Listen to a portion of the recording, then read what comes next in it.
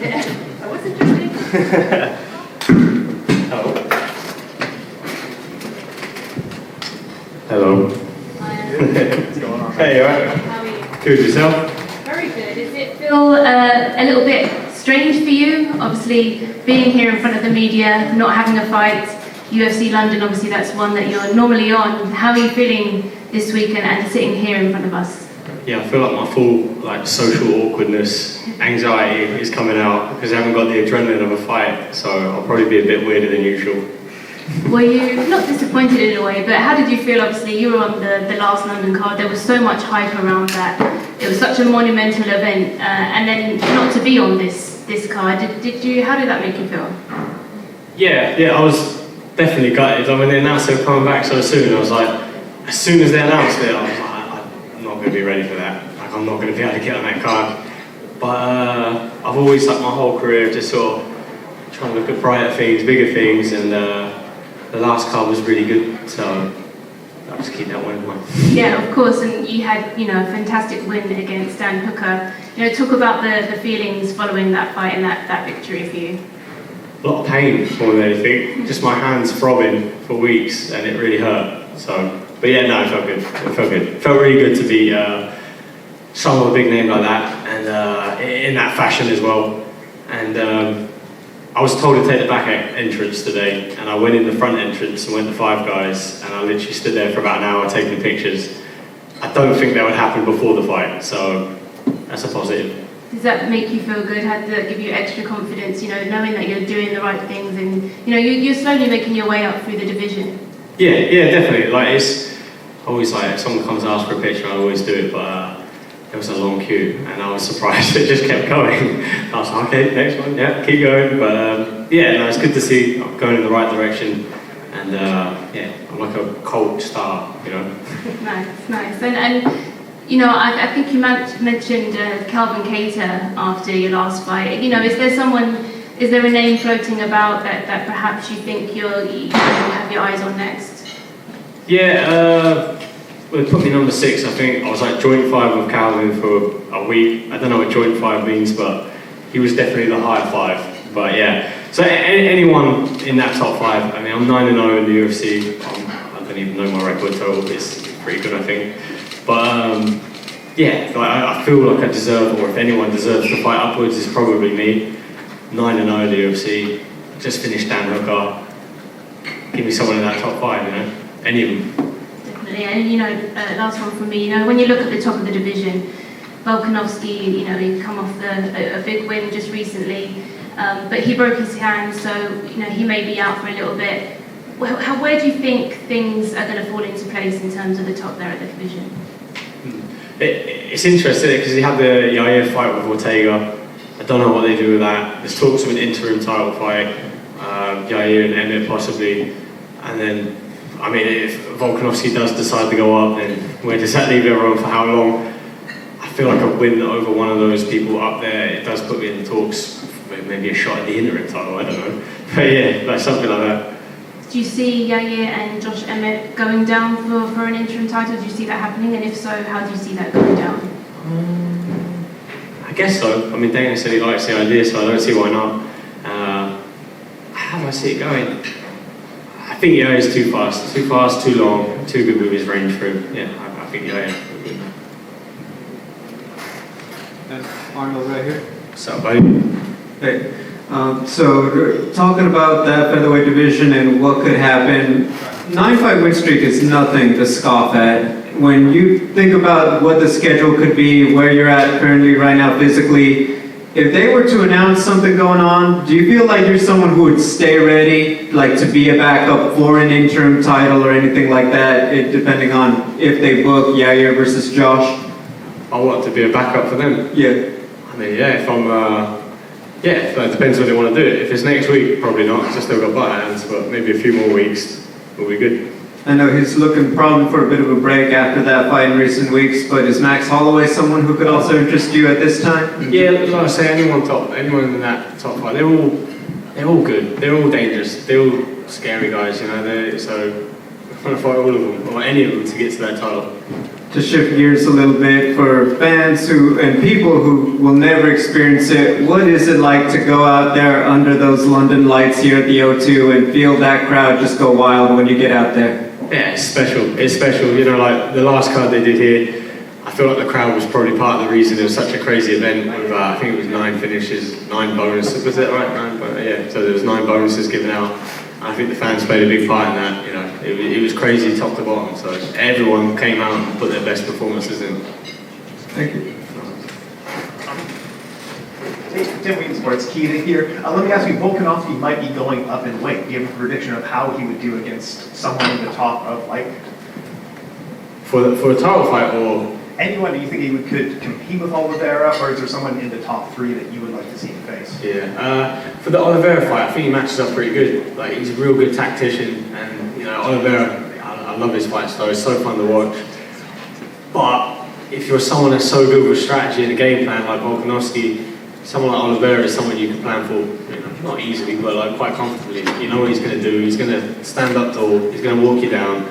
If you fall into his guard, he's probably going to try and submit you. You know what he's going to do. So I think he fares quite well against Oliveira. Say if Makhachev wins the fight, I don't think he fares too good in that fight. So, yeah. Different styles, right? And are you excited to attend the after party tonight with no pain in your hands? The pain's always there. I wish it wasn't, but it is. Thanks so much. Arnold, just another one. I think you've been training at Team Renegade, right? Yeah. So you've been there obviously with Leon Edwards getting ready to fight for the title. Can you talk a little bit about, you know, what you've seen from him and his preparation and how you think he's going to do against Kamaru Usman? Yeah, I've been training at Renegade. I just see Joe Herbert got the win out there as well, so I'm happy to see him bounce back and get the win. And the guy's a great talent, so I hope he keeps showing it. But so like I said, obviously everyone knows about my funny hands. I've been sort of easing back into sparring now. I'm wearing like a little funny splint thing in my wrist so I don't injure myself again. But I was sparring up there, like, I've been just play sparring, like real light, trying to ease back in. And he's like, oh, do you want to do a round? I'm like, not really. He's like, oh no, we've got real light. I'm okay. Next few, he's like, kicks coming in, punches coming in. I'm like, his light is definitely different to my light. From that experience, I think he looks really sharp. He's looking really good. I think he's in a good place, and I'm confident he's going to get the job done. How do you see it playing out? I think he's got the tools to finish. You know, he's a sharp striker. He's slick. Both of them have evolved since the last fight, but I think people are going to be surprised how much Leon's come on. You know, how much his game has stepped up. Even in the wrestling department, you know, he's not just a striker. He's slick everywhere. So I think he's going to do great.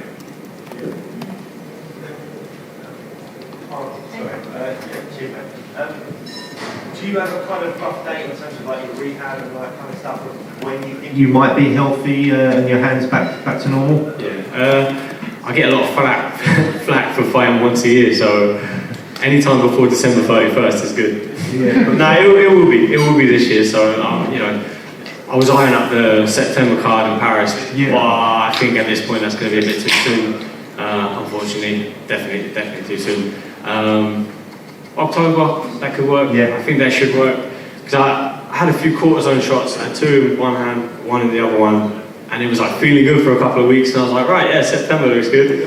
And then binked them both on someone's head and a few months setback, so yeah. Well, the Abu Dhabi card is looking pretty stacked in October. Do you think that's something you might want to do, get on a pay-per-view rather than a fight night or something? Yeah, it could be cool.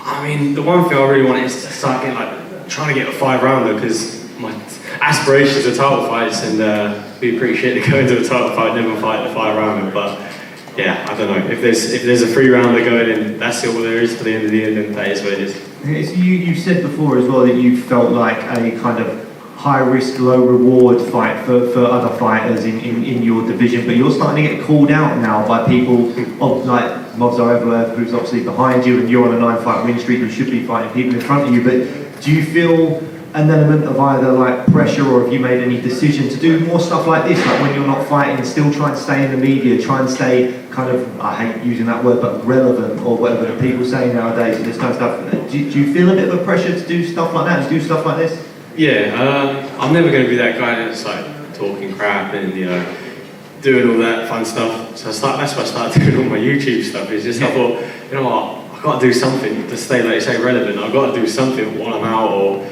if I ain't fighting, I'm not going to be sat at home tweeting people, calling people dickheads and saying like, you come fight me or whatever. And then I'm sitting here injured and I can't fight anyone anyway, so I'll just eat like hot wings on YouTube or something between fights. Which is actually more entertaining anyway. So. Yeah, cheers. Well, cheers, man. I hope the race goes well. Yeah. Cheers, man. You good? One. Yeah. Arnold, you said you're training at Renegade at the moment. How important is it to get out of your comfort zone and go and train with different gyms? I know you want to have a small amount of people around you trust, but how important is it to get out there and out of your comfort zone and spar and train with different people? Yeah, like there's this weird thing in like the MMA thing at the minute, and you have to be loyal, obviously, to your team, like your day one guys and whatnot. But then there comes a point where your own loyalty will like hinder you, you know. And if your team's loyal to you, they'll want you to seek out what's better for you, you know. So like traveling somewhere like that and training with all those guys, like you mentioned, like Leon Edwards, obviously Jai Herbert fought tonight. They got a load of other killers on the mat there. Going out, I'm not used to training with those guys. I'm not used to their bodies and all that thing. And it's somewhere where I don't call home, so it means everything to go there and work with those guys. And you build your connections. You sort of, you know, your team grows. You know, it's it's essential for me. And what I like about your career is obviously you would have had, if they offered you a title shot 5 fights ago, you probably would have taken it, you know. But you've sort of done it similar to what Leon's done. You've had quite a lot of fights in the UFC now before getting the title shot. Do you think that's a good thing in a way, that you're having this build-up before just getting chucked right into that title contendership? Yeah. I think it's been like I like fighting. I train hard all year. Like even if I'm injured, like if I've got one hand available, I'm hitting pads with one hand, I'm sparring with one hand. You know, if I can't do anything, I'm watching tape. So I'm always doing something training. People seem to have this idea that I like fighting once a year. Like I train my ass off all year regardless. But I'm kind of getting sidetracked with this. Where am I going with that? I was saying that you didn't jump straight to the big event. You built your way through the fights. You know, eventually you get there. So when I signed with the UFC, I was 21. And I probably wasn't ready for that like step up. And I signed with a bit of an injury anyway, hand injury. And then you know, I had to take time to get better. So every fight I got much better. Every time I fought, I got better. Like, but obviously there's guys that fight once a year, and in the off season they're just sort of out getting fat, partying and whatnot. Yeah, so I'm trying to improve every fight. So every time you see me, I'm a better guy from the last time, not just the same fighter over and over. Well, it was pretty special last time, so if it's going to be better than that next time, I look forward to it. Yeah, that was crap. Cheers. Sorry, can I get one last one? Yeah. I just want to get your thoughts on Hamza and Nate. Yeah, I don't know. I feel like I'm going with like the general consensus. I don't like it, but Diaz is he's a bad man. You know, like he's gonna bring the fight. He's gonna try and win. Anyone who's watched him fight knows what he's about. He's probably not going to check any leg kicks. He's probably not going to defend any takedowns. He's probably not going to block any punches. But he's going to keep coming forward and he's going to fight. You know, if he gets finished, he gets finished. But got to respect him. Yeah, like, a lot of respect for him. Not too many people want to fight Hamza at the minute. Thanks, guys. See you later, guys. Thanks, Arnold.